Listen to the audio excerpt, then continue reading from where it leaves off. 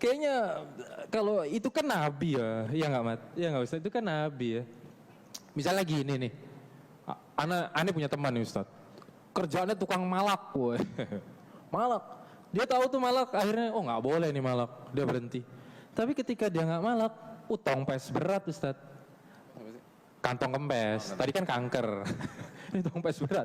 Karena kan anak muda ya, apa ya semua orang deh.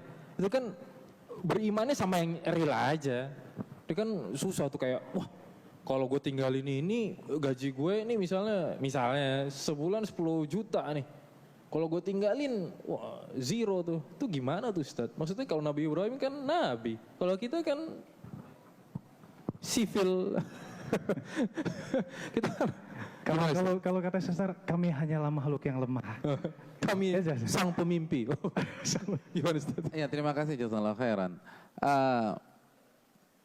Yang pertama, Allah ingin kita membuktikan loyalitas kita kepada Allah Subhanahu wa taala. Itu poin. Makanya tadi sekali lagi pertolongannya tidak datang H-3. Ya sama lah. Emang apa susahnya sih Allah turunkan malaikatnya kepada Nabi Musa?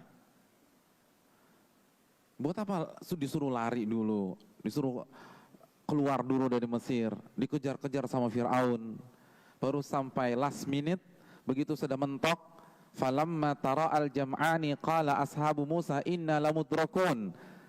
Ketika kedua belah pihak sudah saling melihat, Fir'aun sudah melihat Musa di hadapannya, dan Nabi Musa dan pengikutnya kalau menoleh ke belakang sudah melihat Fir'aun.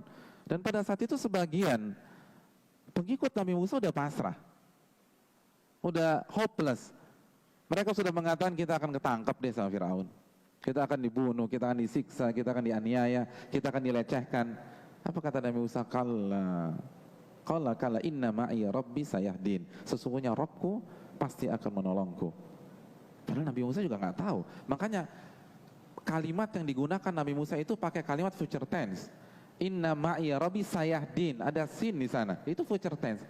Pasti akan nolong kita. Jadi belum dapat bocoran dari Allah Subhanahu wa taala. Masya Allah. Tapi yakin. Nah, itu Nabi loh. Kalau Nabi saja itu harus fight dulu, harus nyoba dulu, harus lari-lari dulu, harus dikejar-kejar dulu. Baru setelah itu fa'auhayna ila Musa anidrib bi'asakal bahra fanfalaqa. Lalu kami wahyukan kepada Musa untuk memukulkan tongkatnya ke permukaan laut, maka laut itu pun terbelah.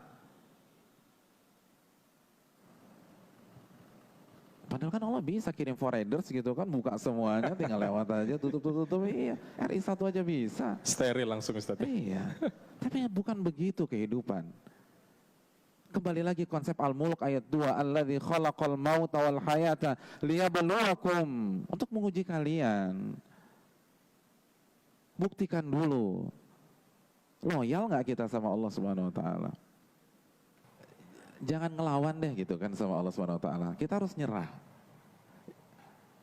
Ya sama ketika kita ambil darah, ketika kita ngelawan itu semakin sakit.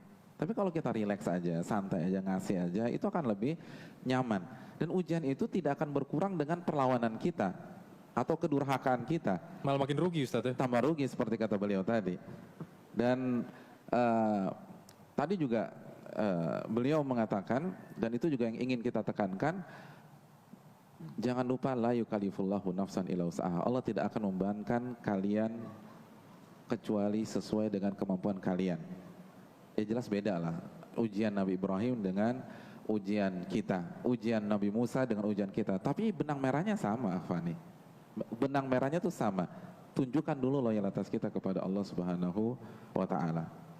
Nah, terus yang terakhir, terkadang kan kita berpikir bahwa ujian itu kan kalau